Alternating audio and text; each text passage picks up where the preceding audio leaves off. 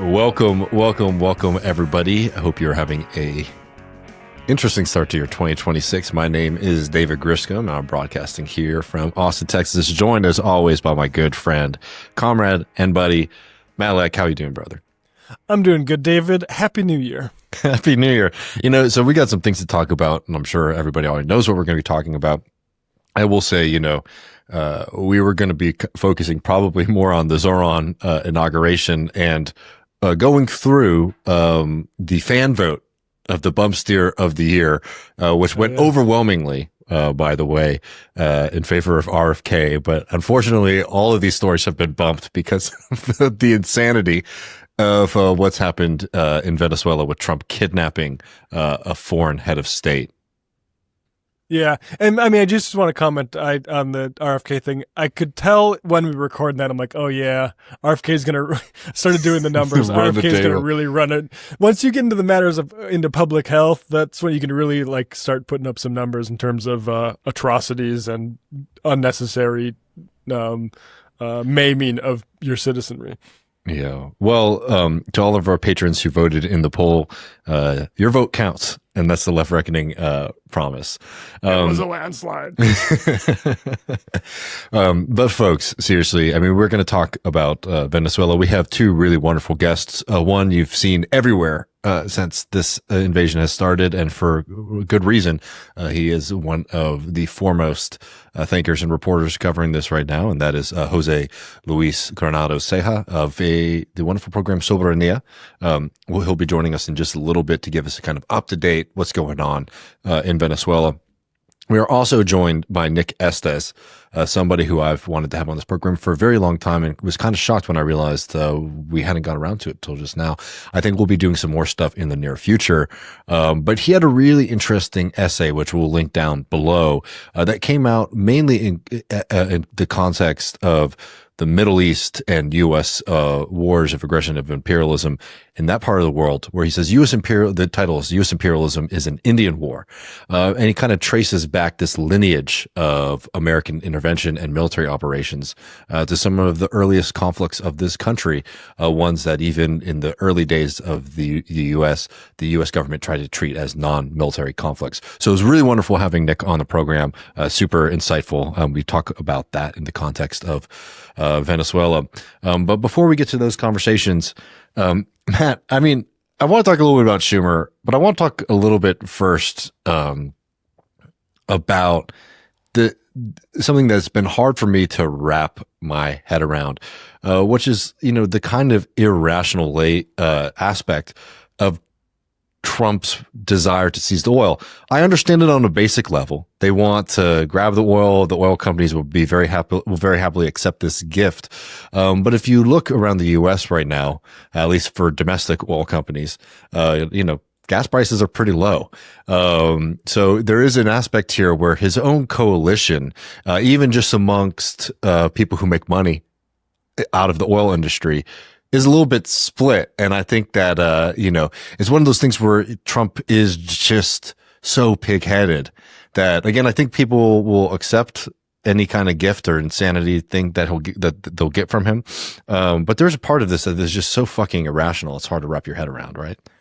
Yeah. I mean, the sort of refrain that's being repeated now is the Iraq War, Bush era one of the no war for oil.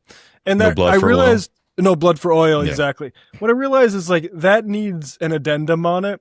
It's no blood for oil for capitalists, because there's an implicit message in the blood for oil thing that, this commodity that's important to the world economy, we actually do need some of that, and maybe this will help me.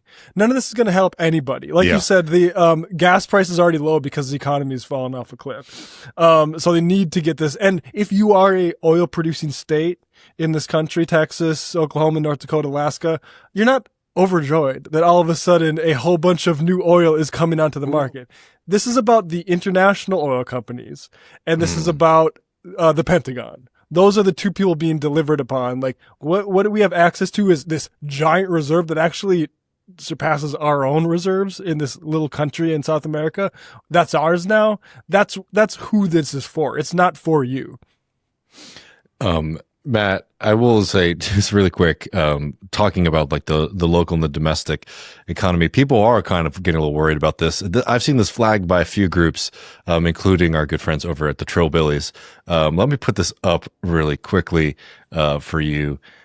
This is from the Red Raider Texas Tech sports, message boards. Does this Venezuela stuff affect us, Texas Tech? With all this new access to oil reserves, I wonder if oil prices will come crashing down more than they already have. Short term, huge opportunity for the current incarnation of Double Eagle, I guess. I guess it's hard to know, but just crazy news. And obviously they're talking about how this might affect the ability of Texas Tech to be able to recruit talent when the oil revenues from domestic production dry up. I'll read out the Trillbillies here too, because they have a good line here. If Kaushi et al. Is going to try to subject every outcome of world events to the gambling markets, I'm fighting back in my own way, spreading crackpot, maybe not so crackpot theories on the rivals boards as to why regime change will negatively affect your school's name, image, and likeness resources. Insane. Yeah. It is. I mean, it's insane. It's insane. And, there's the whole Donald Trump of it all, which, the Don Roe doctrine, he's making all this about himself. But Barack Obama is the first president to designate Maduro a enemy to this country in such a manner that our foreign policy establishment could make that actionable. Joe Biden didn't do any. Well, I get fair. Joe Biden was talking about normalizing certain things, but you go back to Juan Guaido in the 2020 State of the Union speech, where Trump got him a standing ovation, and you watch that standing ovation, and Nancy Pelosi is the first one up there clapping her hands. Everybody, huge, the entire arena, like it's like I don't know what, like who would actually deserve that kind of, like Nelson Mandela, like back from the dead. Although I don't think he would have got actually. He definitely would not. I was going to say he would not have got that response in Congress. But yeah, just clapping for him. And the problem is that what we're seeing in Israel, same we're seeing here, is that the far right and the fascist right, whatever you want to call it, reactionaries, they have a vision that they're willing to actually even try to implement. And in the long-term scheme of things, or from a human toll, it may look disgusting. But until there is an opposition to that is willing to outline its own idea for what the world looks like, we're going to continue to have these sorts of the leaders of Europe are monitoring the situation, but Maduro's a bad guy, or all these people saying you should have told us about this first. Like that, it is true that Congress, what's the fucking point of it? I mean, even before this, Trump has a full sweep in the Houses of Congress and the Supreme Court, and yet he's doing everything via executive action instead of actually passing laws. That's a sign of where we are as a democracy. It wouldn't be okay if y'all decided to rubber stamp it. That we're just gonna go kidnap a world leader. And I'll say this, not to get too far afield, but we've got a lot because of our Seth Harp interview, great on his great book, The Fort Bragg Cartel. A lot of these guys who are pretty quiet, a lot of these Delta Force, special ops sort of boosters, who when we're detailing the amount of murders and deaths and suicides and drug trafficking being committed by those fellows, pretty quiet. And then there's something, I guess, a result that they get to go kidnap a guy with a whole bunch of insider information apparently and bring it back. A crime, international crime, that there's no legal justification, and we're supposed to be thankful for it. How about we wait and see what world you're creating and what happens to the people in Venezuela that are left there? Are we really certain that all of the out-migration from Venezuela that Donald Trump ran on and got in the White House saying we're being invaded, which just so happened to be after we decided to destroy their oil industry? Are we sure that that's done because of this? Do you really think that people are going to be leaving Venezuela now? I mean,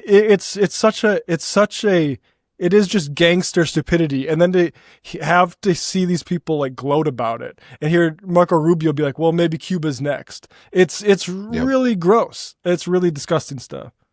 Well, we're going to get to these conversations in just one second, but before we do, there is one person that I do want to take special note of. And that's Chuck Schumer. And I'm picking on Chuck Schumer because this is somebody who is in a major and influential position. at a time when we are seeing just an unprecedented crisis of not just, I don't know, American democracy, American foreign policy, but, global instability. And a big part of it is created by the continued failure of the opposition to Trump and Trumpism. And it is very well represented by Chuck Schumer. So I want to get into some of the reasons why. We've got some clips here we can get into, but I want to make something really, really clear. Chuck Schumer, you need to resign. For the sake of the country, for the sake of people all across the planet, you must step down. Your opposition to this monster and this madman has been a complete failure. And every second that you maintain this position that you are in, you put us all in ever more and more present danger. So you must resign immediately.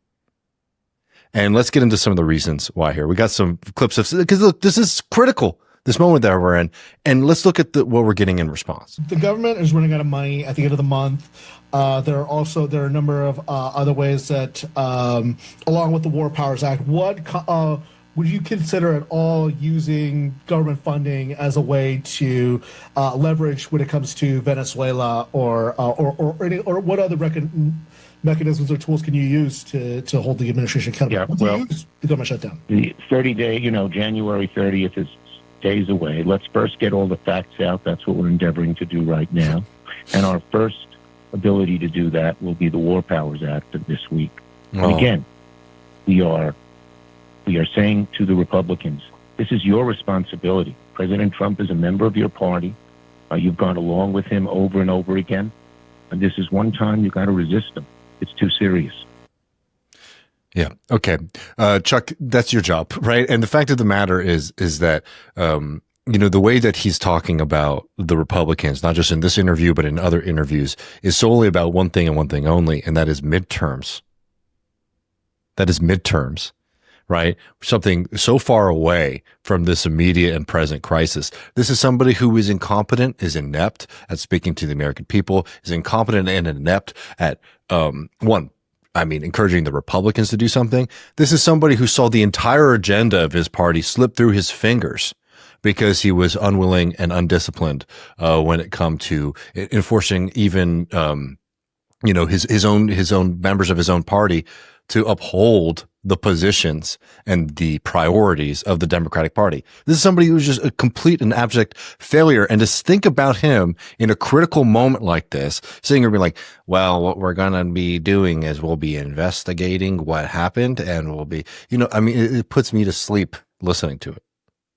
Yeah, he's basically a squatter on a political party. And he's like, if I just sit here doing nothing, conditions around it are going to change where this is actually going to be a great house to live in. It's always the way with Chuck Schumer. It's never him doing anything.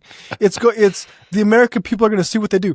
The question was a smart one by the C-SPAN operator. You have leverage at the end of this month with another government shutdown.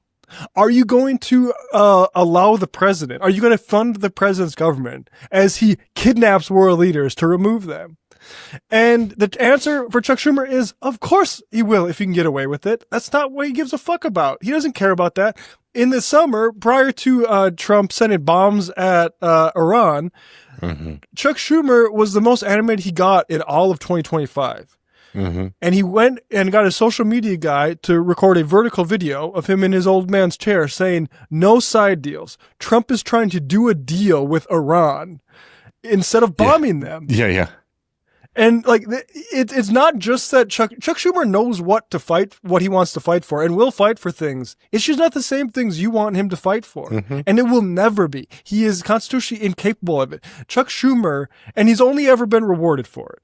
Chuck Schumer opposed Barack Obama's signature accomplishment in the Iran deal. He opposed it the entire time. And through that entire run, there's all these political, is this going to hurt Chuck Schumer in the future that he's going against the party leader? He went straight to the fucking top, and he sits there now as the party is historically unpopular. It's not a coincidence. And so, will the Republicans? No, fuck no. Because honestly, by not only the Republicans, framing of this, by anyone who stood up and clapped for Guaido, how can you really have a problem with any of this? I mean, I think Liz Warren stood up and clapped. What is your vision? If not this, because Trump just executed it. He executed a certain vision of it. Maybe you would have, I don't know, immiserated the country for 30 fucking more years. And then, like, I don't know, try to poison him clandestinely or something. Trump just said, like, fine, we're just going to do it. And so what is the alternative vision here? It can't just be, you need to tell us about it before you, because again, even Netanyahu, it's like, this is not the way to deal with countries where people live. You need to figure out a way within what you need to do is make international law mean something. And there's this brief period after Russia invaded Ukraine that people are like, why isn't the world joining with us to like defend democracy? Mm-hmm. And the answer should have been fucking obvious. But in case it wasn't, the Gaza genocide and this reminded you why the world that just left that letter, that's junk mail. That's like a new credit card trying to get you signed up. And look, let's just add to this really quick, that, Chuck Schumer later in that interview, when asked about whether or not, he'd pursue impeachment, says that he doesn't want, like, he wants to deal with the Republicans first, right? This is something just has no urgency. And this, and this is why Trump is treating Congress in the way that he is. This is something that is, I'm sure you guys have all seen many times at this point, but I'm going to play it again because it is absolutely absurd. This is Donald Trump talking about, who he did tell about these strikes. Because remember, he didn't tell Congress. They did tell select journalists at the New York Times. I'm forgetting which other agency there. And he also told these folks. Did you speak to them before the operation took place? Yes. Did you maybe tip them off? Before and after. And they want to go in, and they're going to do a great job for the people of Venezuela. And they're going to represent us well. And if you didn't hear, they were saying, did you talk to the oil companies? Before this operation. The fact of the matter that the president feels comfortable, with saying that, I think shows how weak Congress has become, right? The fact that the president is saying, hey, I'm calling up major executives of private corporations before I am calling the democratically elected representatives of the people should be a full on impeachable offense. It should be the thing, that is playing, in the courtroom as he gets kicked out of office. And I know for a fact that will not happen.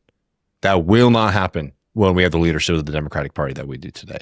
So Schumer, Jeffries, a lot of them, all of them need to be out. You still want to negotiate, guys. Marco Rubio spent months saying, no, we're not going to do regime change. And now that it's happened, saying, you got to take the opportunity when you can. Lied to Congress. Guess who got or at least the Democrats in Congress? I bet the Miami Republicans, Florida Republicans. I bet you they had a little bit of a better inkling about what was coming, just like those oil companies. But again, like this is the democracy is something that would be a good idea. It is not something we have the luxury. It is something we have the luxury to maintain what semblance of it exists. But in terms of like capital D democracy. We are not in that era, folks. Yeah, we got to fight to win it back. We're going to jump over these conversations. First, I will just make a genuine pitch to all of our listeners here. Left Reckoning has been continuing to grow. We're getting bigger and bigger. More wonderful guests on this program, and Matt and I are putting in tremendous hours. If you do appreciate this program, if you appreciate the work that we've done from the get-go here, please do consider supporting us at patreon.com/Left Reckoning. Just $5 a month really helps us out a long way. But let's get to these two conversations with Jose Luis and then with Nick Estes.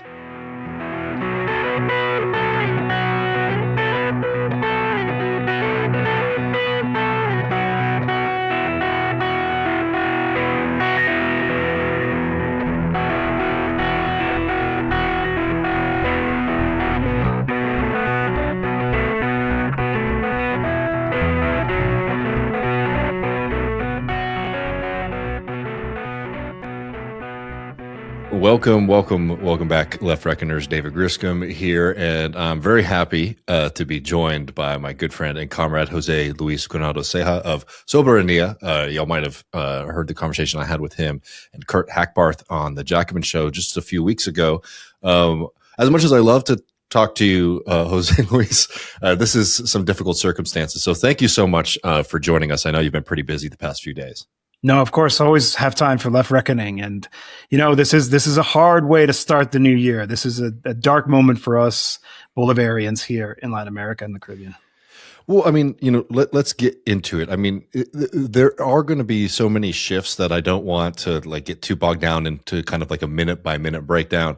But just kind of setting the stage right now, Maduro has been brought to the United States. He was arraigned in New York City. And it is an eerie moment where when this kidnapping first happened, there was a question about whether or not that was going to be soon followed by boots on the ground. In fact, Donald Trump said as much, that the United States is now running Venezuela. That's not really the case, though. It's hard, I don't want to be looking foolish in, a couple hours. But right now, it just seems like they've gotten Maduro, and there's this big cloud kind of sitting on top of Venezuela of U.S. intervention. Is that a fair characterization? Absolutely. They have all of these Navy warships, thousands of troops just off their shore. You might as well assume that they are practically hostages to U.S. imperialism in this moment. Delcy Rodriguez, the executive vice president of Venezuela, who is now the interim president authorized by the country's institutions now to act in the absence of Maduro, is basically governing with a knife over her head. I mean, Donald Trump talked about how they were ready for a second strike, a larger, more deadly one. He said that that if the new leadership doesn't cooperate, they're willing to do something even worse than what they did to Maduro. That's a death threat. I mean, quite literally, we're talking about the U.S. president threatening another acting president, in this case, with death if she doesn't cooperate with them. This is the scenario we're in. And obviously, the United States just proved to the entire world that they're willing to commit a bloodbath to get away with it. I mean, there has been some reports here that there wasn't resistance. That's not true at all. Dozens of people have died. We know for sure that 32 Cubans who were part of Maduro's security team were killed in cold blood. Well, you can imagine, for those of viewers and listeners who are familiar with military operations, how much gunfire was likely used to actually capture Maduro. No, I mean, I wanted to just highlight that again, because I think that is something that has been kind of lost in the shuffle. There's this idea that some guys just basically came in through a window, grabbed him and pulled him out. It's like, no, there seems to have been a sustained, violent, deadly operation to capture Maduro. Yeah. And of course, there's a reason why the United States spends $1 trillion a year on its armed forces. They have incredible firepower. They clearly employed it. They're still, eventually images of them trying to strike these invading helicopters did emerge. So there was a fight, but there was an overwhelming amount of military power used against Venezuela, bombing even civilian sites as well. So this notion that it was a clean and easy operation, the way that they tried to sell it, is definitely not true. Not to mention there were victims on the U.S. side. Nobody died. There were plenty of deaths on the Venezuelan and Cuban side, but there definitely were injuries to U.S. service members. Well, I want to get into the kind of American and the international context in a second. But I do want to just talk a little bit domestically as much as we can about what's going on in Venezuela. So as you noted before, Rodriguez is now operating as the president. You can correct me, tell me if this is wrong, but it's something like the Supreme Court kind of ruled a special circumstance where they're not necessarily saying, saying that Maduro is no longer the president, as much as saying that she can now rule in her stead, because this is a kind of unforeseen system for any constitution to deal with. Is what happens when your leader gets kidnapped. Obviously, there is an opposition in Venezuela. And I think that it's important for our listeners and our audience to kind of know, as much as you've been able to gather, what the kind of reaction has been from both the opposition and from the country as a whole to this kind of thing. Because just zooming out for a second, in the United States, there is this narrative of Venezuela. Venezuela is basically just kind of strong arm controlled by one man, individually, Maduro, and everybody is just kind of hiding. And the idea would be that when Maduro leaves, everyone just kind of releases and the sun's shining and, experiences freedom. Well, that hasn't been the case. And I think that for a lot of Americans, there might be a little bit of confusion as to why it has been that way. So could you just give us a kind of sense of what the, state of play is from the opposition, to just everyday folks in Venezuela? I've always talked about the hapless opposition in Venezuela. And I remember I get pushback from people in comments on social media sometimes saying that these are brave pro-democracy champions and they're fighting and all of this. Well, you would think that given that their number one enemy of the Venezuelan opposition, Nicolas Maduro, being whisked away the way that he was, would be for them the moment to act. And yet they didn't. They are not really capable of united action. There's always been the feature of the Venezuelan opposition is that, they hate themselves and each other almost as much as they hate the revolution. And the troublesome thing has been that, the coverage of it has not been necessarily honest in terms of who actually has been on the streets. Because if we look at that, and here I'm relying on the excellent reporting done by my colleagues who are in Venezuela, Chris Gilbert, Cira Pascual Marquina, Andreina Chavez, who were in the streets immediately that morning and headed to Palacio de Miraflores, the presidential palace. And it was the Chavista base there demanding the return of their president. I have to remember in the early hours, people didn't even know if he was still alive. People were demanding a proof of life. And so now that we know that at least, he wasn't assassinated, that the demand now is for the restoration of the constitutional head of the executive of Venezuela, which is Nicolas Maduro. That has to be the clearest demand here. I think there's also something to be said about the fact that the U.S. justice system is apparently okay with these kinds of extraordinary renditions. I don't understand how any judge would accept this as a legitimate detention, a legitimate action. I mean, some of that has to come in. I'm sorry to interrupt you, but just really quick, I want to. This is an important point here, is that what is being talked about is this is just a law enforcement operation, right? This is just a law enforcement operation, which is laughable on its face. This is a kidnapping of a foreign head of state. But if it was a law enforcement operation and the DEA went and killed 80 people, right, there would be tremendous outcry, for the injustice of this, right? I just want to be very clear. It's you can't have it both ways, because if you want to say this is warfare and people die in combat and military operations, one thing, but you're saying this is a law enforcement operation where the United States is basically acting like an invading power. Anyway, it is just absurd on its face. Absolutely. And they're maintaining it because they have no choice.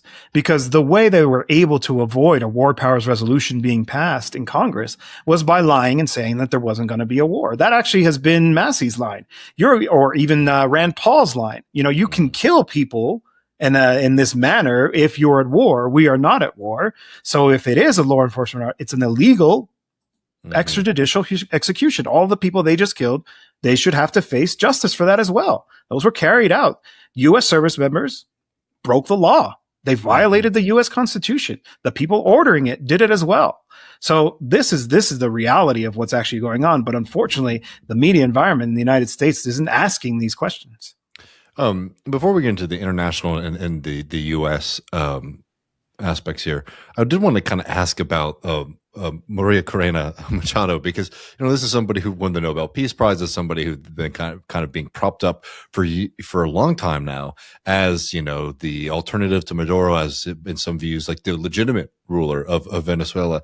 And you had this kind of incredible display from Trump mere hours after kind of capturing and kidnapping Maduro, where he said, "Oh yeah, she's a nice lady, but she's completely incapable of ruling." I mean, what is up with that?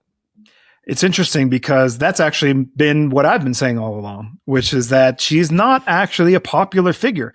Does she have a huge profile? Absolutely. Did she become the representative of the forces that are opposed to the Bolivarian Revolution? That is also true. But historically, she was always marginal, very, very disliked, even within the opposition camp, seen as a radical.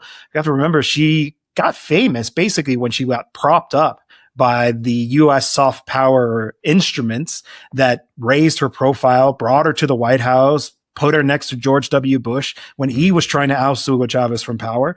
So she's always taken hardline positions. I think I'm comfortable calling her a fascist. She's a far right radical. She embraces Netanyahu, embraced him even after it was evident to the world that this man was responsible for a genocide. So this is not like a reasonable person. But the interesting thing about Donald Trump's comments is it is an acknowledgement of the truth on the ground, is that she was never going to govern. She was never going to be able to bring the country together. It seemed like, as is common with U.S. imperialist adventures, their primary interests are the resources, not who runs. And so who runs the country. So, they didn't have a particular need to kind of give her a position and facilitate her entry, because they probably were aware that she wasn't going to do the job. And then maybe putting her in power would have made things even more complicated for the United States, because then you would have had widespread guerrilla struggle against her illegitimate regime. Mm-hmm. And she wouldn't have the capacity probably to be able to have the state function in a way that would be beneficial to the forces that are trying to take advantage of this situation. Let's zoom out a little bit now and let's talk a bit about like the Americas in general, particularly Mexico. So Claudia Sheinbaum almost immediately condemned this action in a very, very kind of legalistic way. Just noting that the illegal nature of this, Trump basically threatened her on his favorite talk show, just as a reminder that we live in hell. That has been something that's been very worrying. I know Lula has condemned this, other nations have condemned this. So talk a little bit about the Mexican context, and then also just across the Americas, how other countries have been responding. Yeah, so I think we should start with the acknowledgement that this is an attack not just on Venezuela, but all of Latin America and the Caribbean. And it needs to be understood. The State Department just published a tweet saying, this is our hemisphere. Part of what this is all about is about sending a message to the region.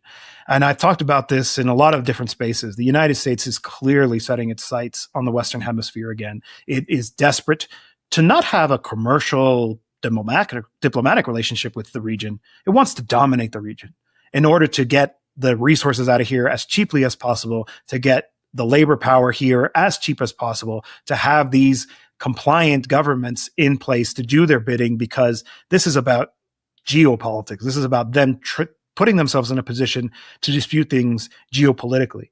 Donald Trump, Marco Rubio, they've already threatened Cuba, Nicaragua, Colombia, and yes, Mexico. The response from the region has been better. I've been frustrated with it throughout. I have to say that I think the reason the U.S. was so emboldened to do this was because there wasn't enough pushback on their extrajudicial execution campaigns in the Caribbean and the Eastern Pacific. And if we had done a better job of saying that we do not accept this, that there has to be a consequence to this, maybe Maduro wouldn't have been kidnapped. So now at least this is serving as somewhat of a wake-up call for the multilateral institutions to actually respond. But if they don't, then they should do actually with what we just saw, which is that Brazil, Mexico, Colombia, Uruguay, and Spain each issued a joint statement condemning things. The OAS is useless. It's not going to say what needs to be said in this moment. The UN similarly just seems incapable of actually preserving peace. Unfortunately, CELAC, because of its institutional constraints, the Community of Latin American and Caribbean States has also not been able to play a leading role on this. UNASUR doesn't exist. And I think if it had, it would have been an appropriate forum to try to adjust what is happening. So if that's the circumstance, then you build the coalition that you have. Who's ever willing to sign the statement can, and there has to be further consequences. One thing that I saw here in Mexico that I thought was encouraging was that obviously the Mexico and the United States have a very close military partnership, or especially around drug interdictions, actually. And the Constitution here requires the Congress to ask permission for U.S. troops to come and participate in trainings and for Mexican troops to go and participate in trainings abroad. There was a meeting that was supposed to happen this month in order to allow that to actually take place legally. That meeting was canceled. That's the kind of thing that needs to happen. An actual effort to isolate the United States. There has to be more consequences to that. But I also acknowledge that they're being forced to deal with a totally unpredictable, violent neighbor. Who knows what the United States is capable? There was a report from CETEO, from Prem Thacker, saying that Trump is in this moment thinking about his next target, and that next target is Mexico. Now, Claudia Sheinbaum has said, no, that's not on the table here. They understand that. And they could very well have had many assurances from the White House that they're not going to engage in unilateral military action. That's a credit to Claudia Sheinbaum and her defense of Mexican sovereignty. But things can change. And we have to operate under the notion that they could very well do something just as illegal here as they just did in Venezuela. Yeah, and I said this on Saturday in one of the live streams we did here. I'm not trying to say that every absurd report or every frightening piece of news is necessarily going to happen, but at this point, you actually can't put anything past Trump and his lackeys. And I think that, just really briefly, the response from Europe, not that I've been looking to that continent as a shining beacon of democracy and international law or anything like that. It has been absurd to see, for example, Emmanuel Macron, decrying Maduro and saying now it's time for law and order in Venezuela. I mean, just a totally absurd statement when, again, the United States kidnapped a foreign head of state. Similar things from former human rights lawyer Keir Starmer. And, there is legitimate fear that the United States will seize Greenland. And the strategy on their part of just kind of placating Trump as he, engages in these kind of illegal actions, I think will harm their interests as well. But it does show, I think, the cowardice, the rot that has been kind of built up, particularly in defense of the genocide in Gaza by many European nations. But it has still legitimately been shocking to not even see a whiff of a pushback for most of these countries.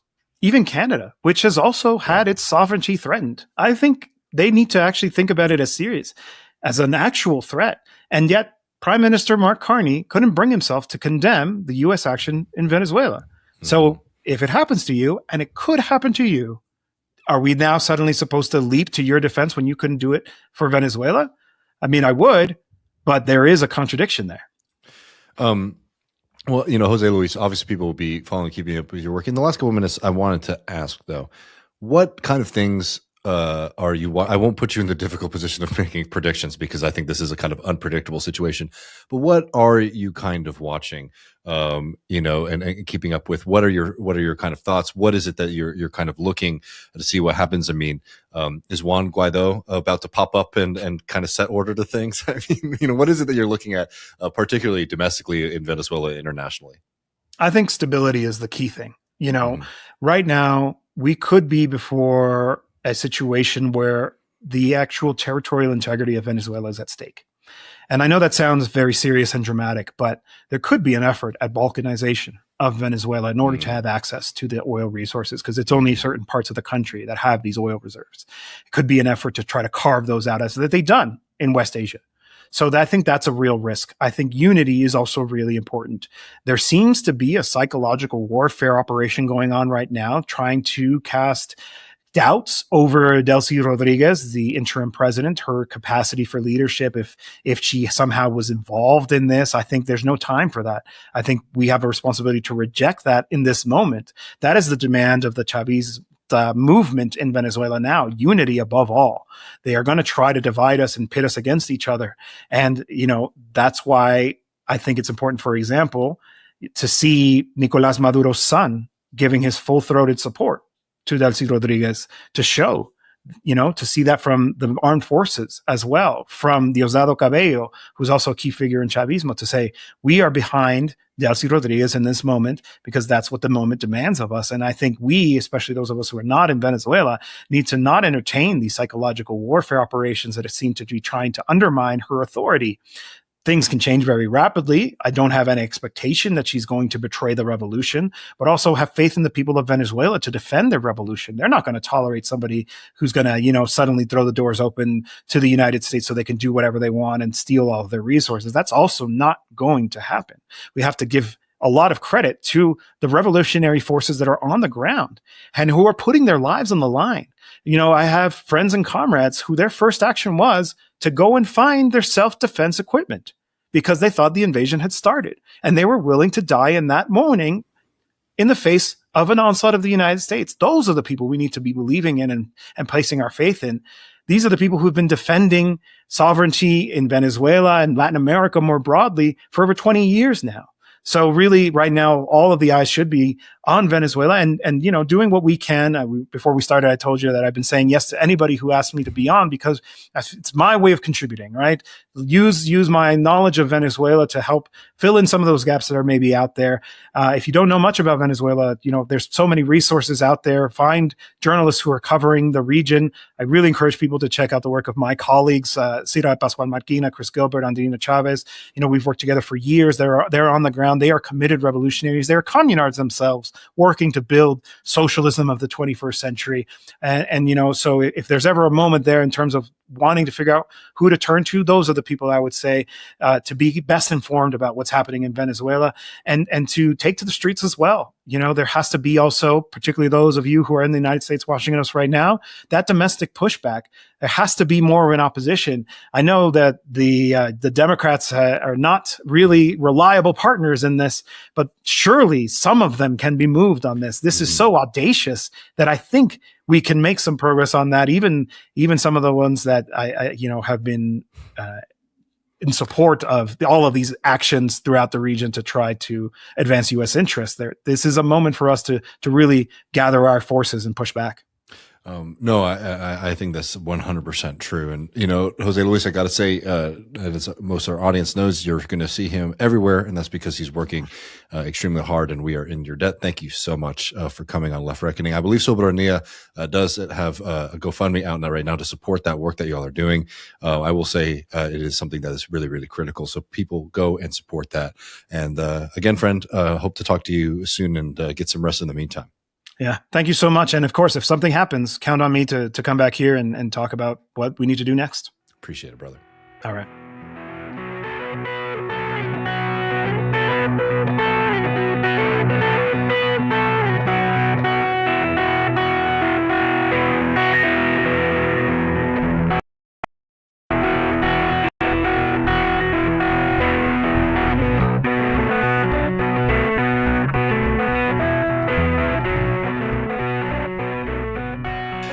Well, we're going to continue our conversation on the kidnapping of Maduro and the U.S. invasion of Venezuela. I'm very happy to have our guest today, somebody who we should have had on the program many, many years ago. I'm a huge fan of Nick Estes, who's a historian, author of Our History is the Future, among many other great books, and is also the co-host of The Red Nation.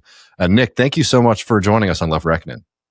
Yeah, thanks for having me, David. And the sort of anticipation for conversation is mutual. So, well, I mean, I wish, I think we'll just have to have you on in the next couple of months, to talk about, some of your other work, because obviously this news kind of has thrown a wrench in any other kind of conversation here. And I want to talk a little bit, about your expertise and like the way that, like, I don't know, you wrote a really great piece about how, about the Indian Wars and how that has been kind of a useful justification for the U.S. empire to invade and enact imperialism on other countries. But before we get into that, I want to just kind of get your first reaction on what we've seen over the past few days in Venezuela.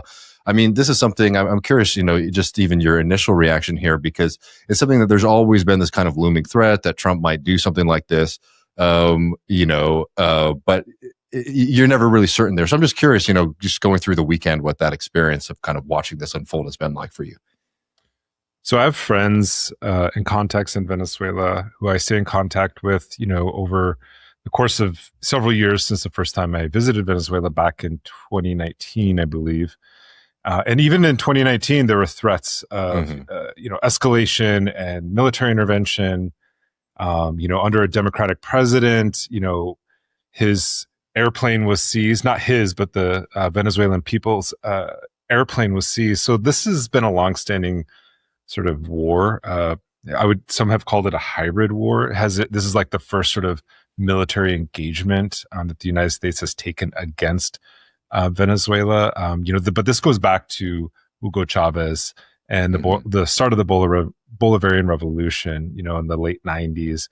We have to remember, like, I was kind of joking on Twitter where I was like, saying that, Trump is like George Bush III.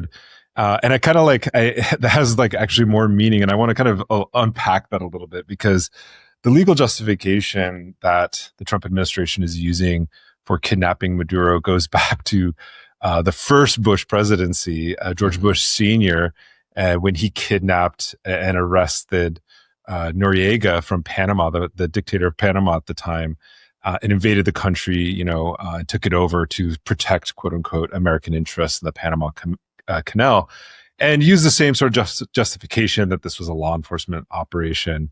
It's important to point out that Bill Barr, Trump's former AG, who was working for the DOJ at the time, he was the one who crafted that sort of legal justification for the United States to do so. But then in the early 2000s, George Bush, the second, George Bush Jr., W, had backed a military coup that lasted for about 2 days against Hugo Chavez. He actually at that particular time, he wasn't actually taken out of the country. He was still in the country. And because of popular protests in the streets, the United States was kind of forced to back off. But then, after that, we get the Obama administration, the kind of ratcheting up of pressure against Venezuela, specifically targeting the nationalization of their oil. And also, there's a personal connection, like, because during this time, around 2007, 2008, under Hugo Chavez and Citgo, which was at the time the Venezuelan-owned oil company in the United States, was doing relief programs. And actually, my tribe benefited from that. Really? In the Northern Plains, heating is really essential. But these propane companies, these energy companies jack up the prices in winter, and that disproportionately impacts, reservations such as mine, the Lower Brule Sioux tribe. And so I remember, one winter when the tribe came and filled up our propane tank, and I was like, wait, don't do that because it costs a lot. And usually, if anyone knows what I'm talking about, you only fill it up about halfway at most because it costs a lot of money, especially during the winter months. And they were saying, no, it's part of a program. And I was like, so I did some research online, and I found out later that this was an act of solidarity from the Bolivarian people to indigenous nations in the Northern Plains, but also to other places, impoverished communities in the Bronx. And that really kind of got me thinking and, interested in the Bolivarian project, who Hugo Chavez was, eventually getting in, participating in election observations, but also going on several delegations to meet the indigenous movements of the country. So it was a very impactful and educational experience for me.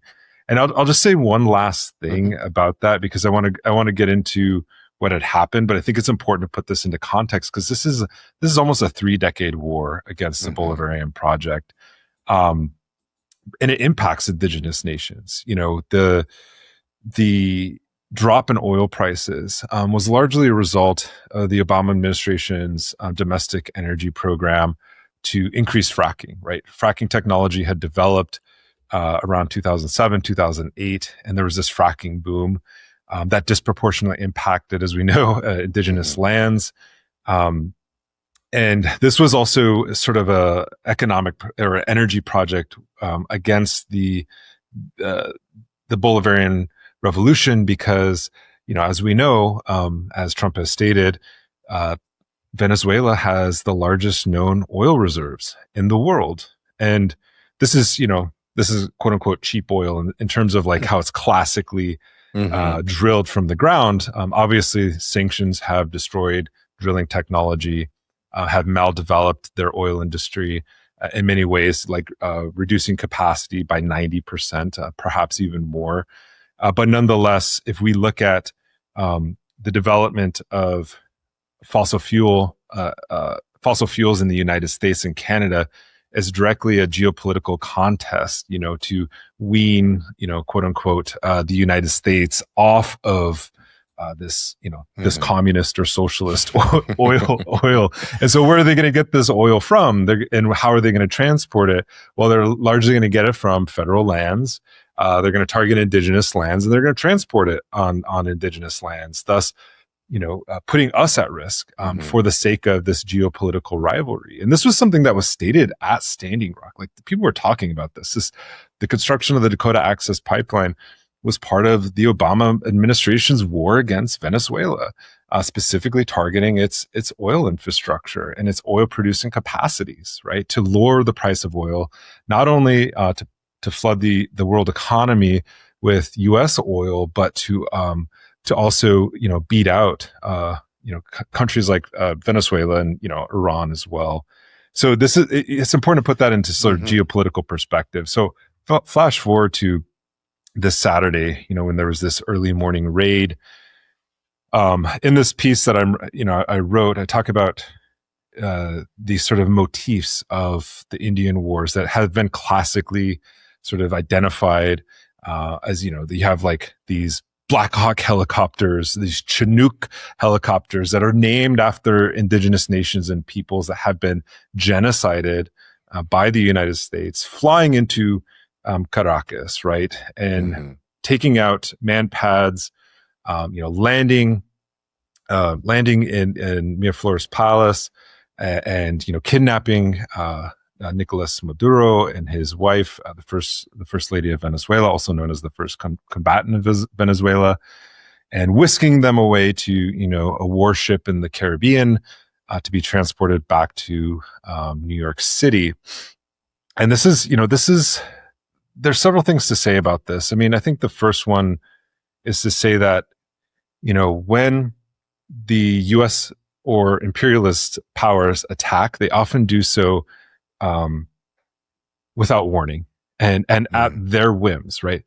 This is like a really important kind of thing to think about strategically, militarily, because there's been a lot of speculation online about, well, why wasn't there a response? And it's like, well, why are the imperialist powers attacking in this way? Like Venezuela didn't do anything to the United States except for refuse to beat its slave. So, I mean, you can say the same thing about the Palestinian resistance. You can say the same thing about, the Vietnamese. You can say the same thing about the Koreans and those imperialist wars waged against those countries.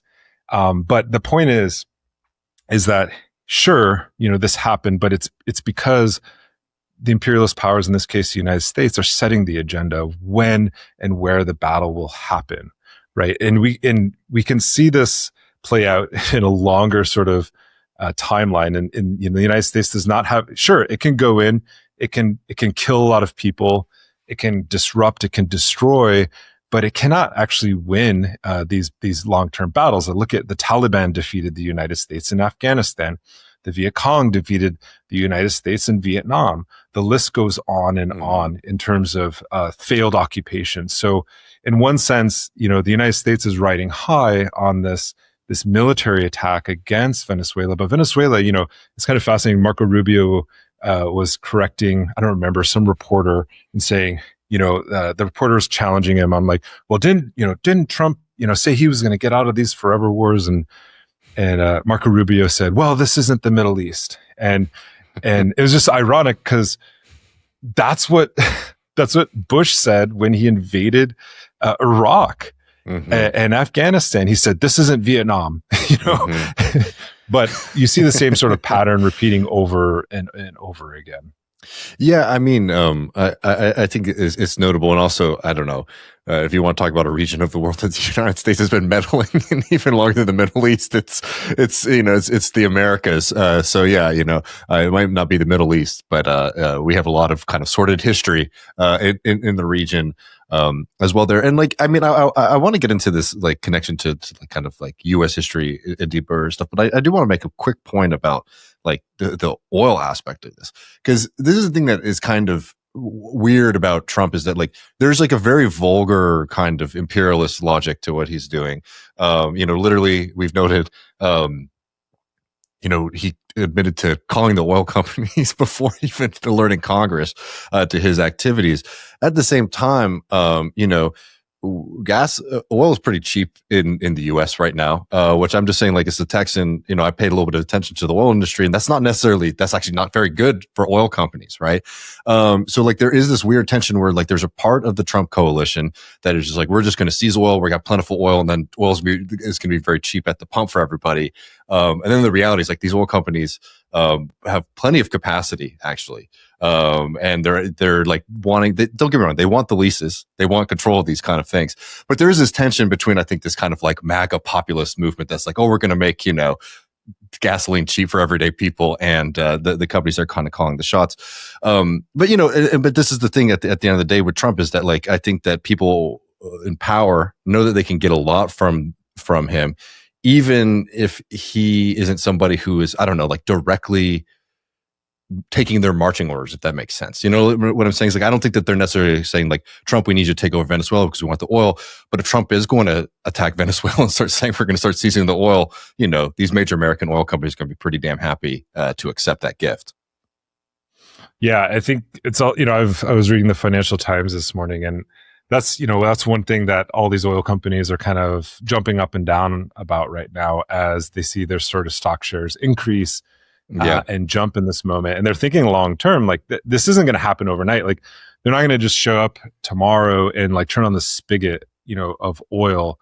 This is a long-term investment. And I think, this is the sort of danger that the Trump administration poses. I mean, if we look at this action, it came unprovoked, without warning. Mm-hmm. I mean, sure, there were the signs that were there, but now it's like, now we have to kind of just wait and see what's going to happen. But this is a years-long project. Like he's going to, it's going to go beyond the Trump administration. Even the trial probably, if it gets, if it goes to trial, Celia Flores and Nicolas Maduro do go to trial, this is going to be beyond the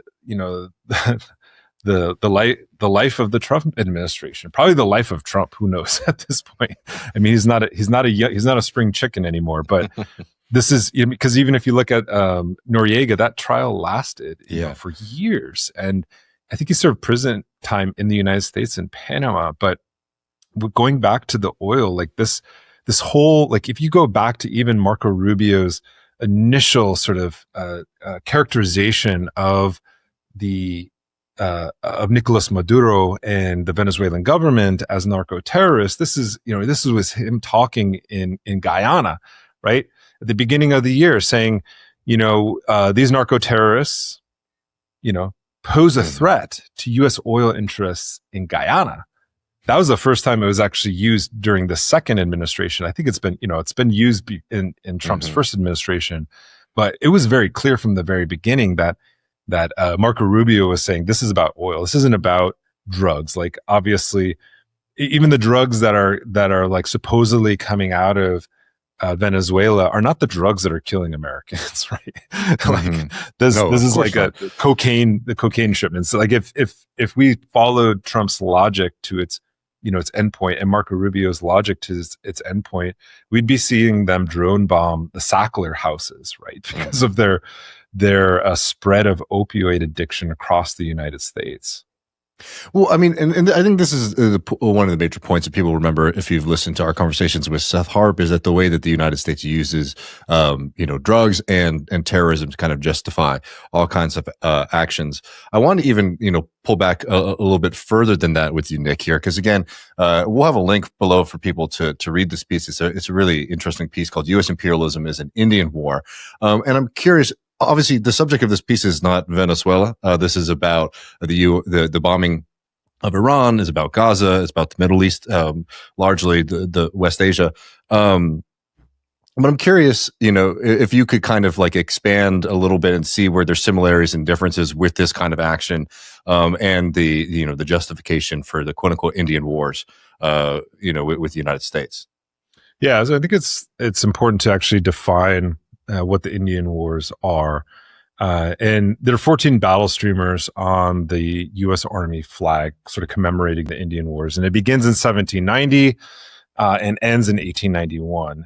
And it's kind of pivotal. We know, I think generally people will know, if they know anything about American Indian history, they will know about the Wounded Knee Massacre in 1890. And that's actually commemorated in what's called the Pine Ridge Campaign. It was from 1890 to 1891. It formally ended, I think, in January of 1891. But there's a battle streamer sort of commemorating the U.S. military's actions during its suppression of the Ghost Dance movement on the Northern Plains at the time. But people don't really fully understand the 1790 campaign against the Northwest Indian Confederacy. And this was like, the ink was still wet on the Constitution as it was drafted in like 1887, when, George Washington was the first president and he took office, and, his first, war was against an indigenous, confederacy in the Ohio River Valley that was led by Shawnee and Lenape people against, the Western expansion of Euro-American settlers into a place that at one point in time the British Crown said was a no-go zone for American colonists. And this was largely why the United States went to war against Great Britain over the question of its ability to expand into indigenous territory. And as a result, wage endless wars against indigenous nations. The United States never formally declared war against any indigenous nation during this time, even though it was the longest sort of series of campaigns lasting, about a century in length. And I think that, 14 different sort of separate engagements that are recognized. There's a lot of engagements that are unrecognized. But the United States in its history has only really formally declared war in five sort of major conflicts. I'm going to try to name them all, but I probably won't get them all right. But I think it's, I believe it's the War of 1812, the Civil War, the U.S.-Mexico War, the Spanish-American War, World War I, and World War II. That's it. Just five times. But why is it that almost every single day in U.S. history since the signing of the Declaration of Independence has the United States been at war?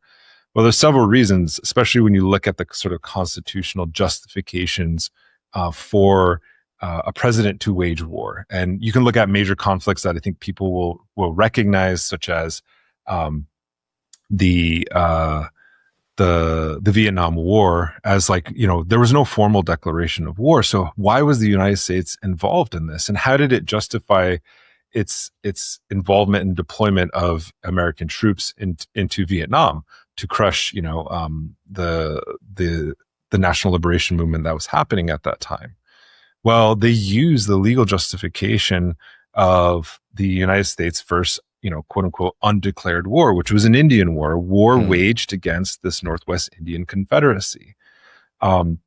This is a really pivotal war. Again, if you know a lot about, American Indian history, I'm sure you've heard about the Battle of Little Bighorn when George Armstrong Custer, rode into his inglorious defeat at the hands of my ancestors, and lost around 250 men, right? It's considered one of the most significant military losses or defeats in U.S. military history. Well, actually, there's a greater one that's probably considered the most significant military loss, and that's called St. Clair's defeat, when this Northwest Indian Confederacy literally wiped out the Continental Army, the U.S. Continental Army. They came out of, the Revolutionary War, broke. So the only thing they had was land, as a form of capital and speculation, a way to pay Revolutionary War veterans, and because they didn't have any money, they were just bankrupt, right? But they had land, or at least they had land that they could take, or they thought was theirs. So George Washington, he kind of begins this war against the Northwest Indian Confederacy. And there are scholars who debate whether or not Congress approved this war. I mean, I would fall into the argument that it doesn't really matter, because the precedent that he set was one in which the executive held the power to essentially wage relentless, endless war against any enemy of the United States that was deemed outside the realm of civilization. So that's why you get the war against, American Indians, these genocidal wars. There's really no accountability. I mean, sure, there was protests in Congress about this, but there was really no accountability. And later on in the 20th century, as the United States is seeking, fighting its Cold War, which is really a hot war, a war against decolonization in the global South and in the 20th century, it's using the Indian Wars as a legal justification to say, hey, we've been doing this all along. So you can kind of trace that genealogy up until, the first Trump presidency, when he assassinates Qasem Soleimani at a Baghdad airport in Iraq. He assassinated the leading general of the Iranian Revolutionary Guard Corps in Iraq. So his legal justification was to say, well, it was in the U.S. national interest. It was an act of self-defense, a preemptive act of self-defense, and this goes back all the way to George Washington's. This is literally cited in the Office of Legal Counsel, which is kind of like the Supreme Court of the DOJ and the presidency and the executive. Goes all the way back to George Washington when he waged his undeclared war against the Northwest Indian Confederacy. So there is this sort of lineage that goes back. And I think, if you look at the question, you're talking about terrorists. Well, what is the legal definition of a terrorist? There's no universal definition of a terrorist. And so some of us would argue, and I'm an American Indian Studies professor, we would argue that because we were the first enemies of empire, basically anyone who could be made Indian, essentially cast out of the realm of civilization, can be made an enemy of the United States. And also be made a terrorist, right? And we see this, it doesn't just apply outside in sort of international law, but it also applies to domestic law and how we see internally how social movements are policed, especially those led by indigenous nations. No, and I don't think it's an accident. For example, when you see right wingers call any kind of protest movement, be it what happened at Standing Rock or Black Lives Matter, they say this is un-American, right? I think it is very, very true. That there is a rhetorical move here, and I think that this is what is so frightening about what we're seeing in Venezuela right now. It's just the nakedness of it, frankly. Talking about like the rules of war, like the law of war, there is some reason to kind of, roll your eyes a little bit when we talk about this, just knowing the horrors that America has engaged in and other countries have engaged in. But this is so senseless and beyond that when you can just basically go to, I don't even know what the total death toll is right now. But I was seeing reports around 80 people were killed in the operation. So this is the United States going to another country, killing 80 plus people, might have gone up by now, kidnapping the head of another nation. And it's being talked about as if it's outside of the rules of war because it was a quote unquote law enforcement operation. Which, this is like an incredible expansion of, how the Trump administration thinks how easy the Trump administration finds it to kind of lie to the American public, but also of American borders, right? Where like the American border, is now practically the entire globe. So I'm curious, as you've been kind of seeing this, obviously like there are some connections to what we've seen in West Asia. But I mean, do you think that this is a new form, a more naked form? Is this a continuation? Is this the logical endpoint? I mean, is Trump a maniac who has just been given a bunch of tools that, are very well crafted for this kind of thing? Or have we entered into like a new phase of, let's call it American imperialism? Well, I don't want to sound like a hot take person online, but I think as somebody who studies history, I don't think this is like the worst point in American history. I mean, my ancestors survived genocide. Like we have never recovered demographically from the Indian wars that were waged against us, right? That were unprovoked, and that the United States waged in its declared its invasion a form of self-defense, much in the same way it's using legal justification to murder not only Venezuelans, but there were 32 Cuban citizens who were also murdered in that raid. And their declaration of a justification for that was self-defense. That's the legal justification that they're making. They said, Well, they were firing their rockets at us. They were shooting machine guns at us as we invaded a sovereign country, landed and then abducted the head of state. I'm sorry, Nick, just not to interrupt you, but like, I live in Texas, and we have like castle doctrine here. Like, if somebody's coming my property, I have it's just wild to hear these justifications. Yeah, I mean, this is the argument that has been used against anyone who's deemed an enemy of empire. They are cast out not only of the realm of civilization, but they're also cast out of the world of supposed rights, right? And all you have to do is I tortured myself today, and I watched some of it. I didn't watch the entire thing, but the UN Security Council hearing today, the US's belligerence, like absolute belligerence and incoherence, just compared to other nations in the world. But then there's also this pretense that somehow there's a sense of agreement or common understanding of what international law is and what international legal norms are. But when we see them applied in this way, it's just like the United States is acting like a gangster state. It's doing whatever it wants. It got, the New York Times, it's hilarious. It's like competing with the Onion in terms of absurd, reporting.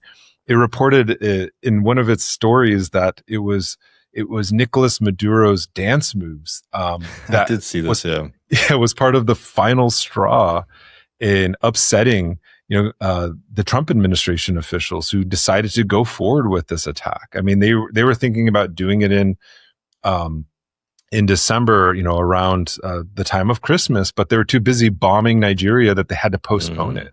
So this idea that we're in an unprecedented moment. I also want to just caution, because Trump is actually using, or at least his people are using, the precedents that were set by both Democrats and Republicans in terms of Democratic and Republican administrations, specifically presidents, in justifying, this, what he's calling a law enforcement action, right? Because he's saying, well, Biden sees an airplane, from the Venezuelan people, and we seize their assets. Like you all said that he's an illegitimate, president. And then also this, I can't remember the guy's name. He's the new ambassador for the UN. I can't remember his name, but he was even citing UN reports that basically delegitimized Venezuelan elections. Yeah. So there's been a large sort of counterinsurgency campaign that I think,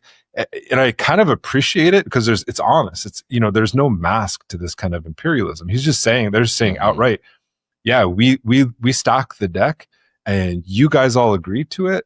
And so we're just carrying out the logical sort of conclusion of what everyone has already been saying in terms of this government as being quote unquote illegitimate, right? And of course there's a counterpoint to all of this. Like to say that these elections are illegitimate requires a huge feat of the imagination. I've gone to Venezuela. I've observed their electoral process. Most of the election sites that I observed actually were in opposition controlled territories, and that was not. It was just like a normal election, and in fact, it was more efficient than a U.S. election. Like the results were issued that night, but there have been attacks on the integrity of that election system. Opposition right-wing forces have actually burned down polling stations so that, to kind of thwart the final tally. But then also there's this massive misinformation campaign to the point, you have somebody who's supposed to legally by law succeed, President Maduro in his absence, who's now being pitted by Trump and the media as somebody who is quote unquote collaborating with the United States. And if you read Delcy Rodriguez's statement, it's actually in line with what Maduro and Chavez have been saying about the United States. They said, we will collaborate in mutual respect and sovereignty, or mutual respect for our sovereignty and well-being and peace. And that's actually what Cuba has been saying to the United States all this time. But the misinformation war is so intense right now that it's hard to sort of parse out what is fact and what is fiction. But it also just shows the level of propaganda being waged. This is a hybrid war. It's accompanying sanctions that have killed tens of thousands of Venezuelans, displaced millions of them, as well as a relentless media campaign to demonize a country that most people know nothing about. 100%. And, on top of that, the sanctions, they also suffer from, what's known as overcompliance, where, beyond just like what is officially sanctioned, companies don't want to get involved in Venezuela because they don't want to deal with the gangster state, which we're watching right now, exactly why, people and organizations are afraid of dealing with it. Nick, I mean, this has really opened up a lot, and I think we're going to have to do this again very soon. But before I let you go, I mean, I just sort of wanted to ask you, just open-ended, what you're watching, what's on your mind, as we kind of see the consequences of this really horrendous action unfold. For sure. So I just want to say about this piece that you're linking to U.S. imperialism as an Indian war. This is a collaboration, part of a group that I'm part of called the Anti-Imperialist Scholars Collective. And it's a roundtable on the so-called 12-day war and when the United States bombed Iran, and a reflection on that. And so I'm reading a lot of my fellow colleagues, their work, who are part of that collective. I was also yesterday was listening to Telesur, which is the state-run television station in Caracas. And they had like some of these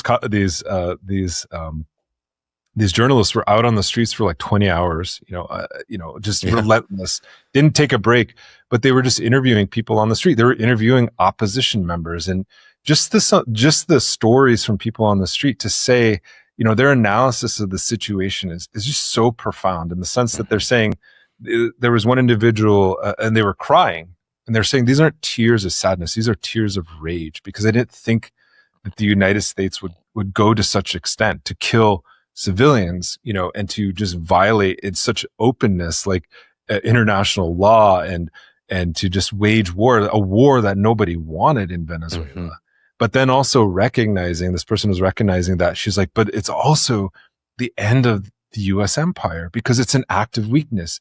They ran a hybrid, campaign or a hybrid war against us. They've sanctioned us. They've killed tens of thousands of us. And this is what they have to resort to, is an act of gangsterism. And she was very clear. She was like, this is not the end of the Bolivarian Revolution. This is the end of American imperialism. And I just thought that was such a profound response to this, because I think in this moment of terrible danger, we tend to look at as we're living through it, it's hard to see the bigger picture. And the Bolivarian project is a long-term project. It's not something that's going to be taken out. We've seen these decapitation strikes that were waged against Hezbollah, against the Palestinian resistance, against Iran. Now they're trying to do another decapitation strike, but it's a complete misreading of the situation. This revolution isn't Nicolas Maduro. Maduro represents the people, right, of Venezuela, of more than 30 million Venezuelans. And now I think the result of this is that they've united the opposition, in a project of national sovereignty, because the opposition, even though, they might have had criticized Nicolas Maduro, now they are patriots first and foremost. So I think the U.S. has a bigger problem on its hands than it's really realizing. And in the United States, we need to soberly analyze the situation and realize that it's connected to all of our struggles, whether it's the environmental justice movement, whether you're organizing a union, whether you're combating ICE, it's all connected. These are worker struggles. Those are workers who are being targeted, who are having their livelihoods taken away, their democracy taken away, their voice taken away. And it impacts all of us. And we can't just sit idly by, turn a blind eye to all of this, because, it directly impacts us in ways that we might not understand right now in this moment, but one of the things that Venezuela has challenged us to do is to have a long-term vision on the left. What is our policy for a better world? What is our vision for a better world moving forward? Well, Nick, really appreciate you coming on the program. Yeah, thanks for having me, David.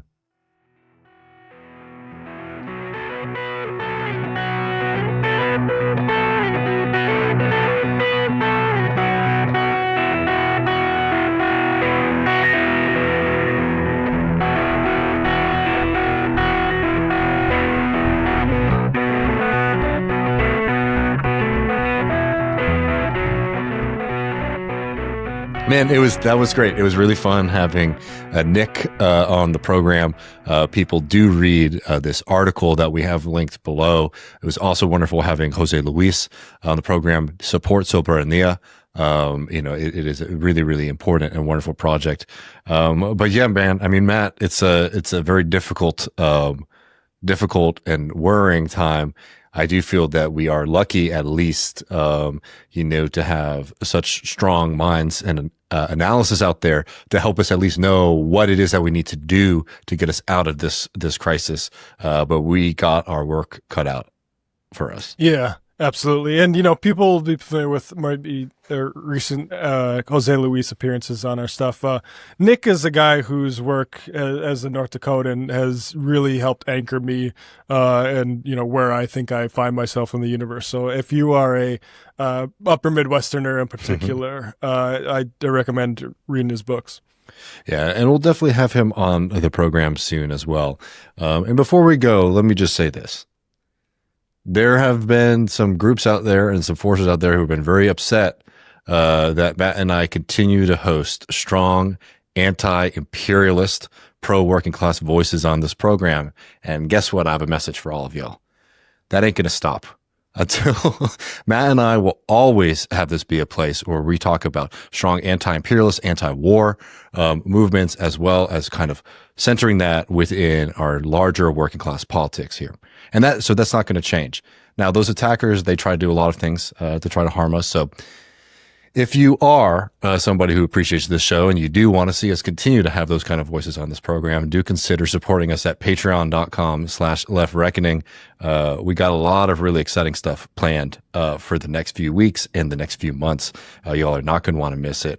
We will be back this Sunday with a patron exclusive episode, as we do every Sunday. So we'll see y'all then. Also, don't forget to check us out on the Jacobin Show on Friday morning, as well as keep up with Matt at the Majority Report. Everybody, this is kind of a critical moment. I would just say before we leave, also go and check out the anti-war organizing going on in your community. I know DSA across the country has been organizing. I believe the DSA International committee is going to have a call later tonight. These are all things that you should be getting involved with because it is kind of critical right now. So a lot at the end there, but it's important. And I mean, maybe we have Carl Baer on. He has a good piece about the anti-war movement. It's an interesting time to reformulate that. But I think with how, particularly Dave Smith ran the libertarian anti-war stuff into the ground, maybe reformulate it on better anti-imperialist grounds than had been when it was sort of straddling two horses. That's true. That's my silver lining here. So that's critical. Well, as always, folks, we appreciate you all so much, and take care, and we'll see you very soon.